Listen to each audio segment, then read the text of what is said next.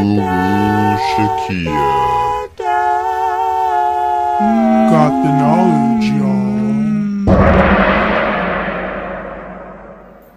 Hi guys, welcome to my channel. My name is Guru Shakia, and today we are discussing how to have a Kundalini awakening. So my previous videos I've made the real dangers of a Kundalini awakening, the 10 signs of a spiritual awakening, and my own experience in the Kundalini awakening. So today I've been asked so many questions of how exactly do you have a spiritual awakening? Well, let's find out now. So it's not really that hard at all. In order to have a spiritual awakening of any kind, you need to expand your consciousness. To expand your consciousness, you need knowledge.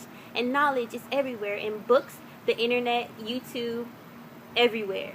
But not specifically just any knowledge. It's knowledge of how the universe works, how you as a person works, your ego, your consciousness, how society works, the truth about everything.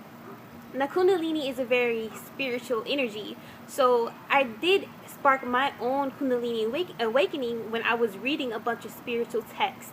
I was at the time reading a bunch of self-help books. At the time, I was reading a bunch of Eckhart Tolle books. Maybe you've heard of him. He's a very well-renowned spiritual teacher. He's written the book called The Power of Now, A New Earth. These are all self-help and spiritual awareness books. Basically, these books make you self-aware of yourself, and it makes you look within, basically. So basically, you have to look up a bunch of spiritual texts, basically anything of how the world works. Again, The Four Agreements is a good book. The Fifth Agreement by Miguel Ruiz. But basically, literally, all it is knowledge. I just remember researching a bunch of metaphysical topics like empaths when I started my Kundalini awakening. All I was doing is looking at what an empath was, what a highly sensitive person was, what a medium was, about the spiritual realm, about angels, about visions. But mostly, what did jumpstart the very first book that I read was The Untethered Soul. But more so, I have to give my credit to my spiritual teacher of all the books I read, to Eckhart Tolle. And I'll put the links to the books below.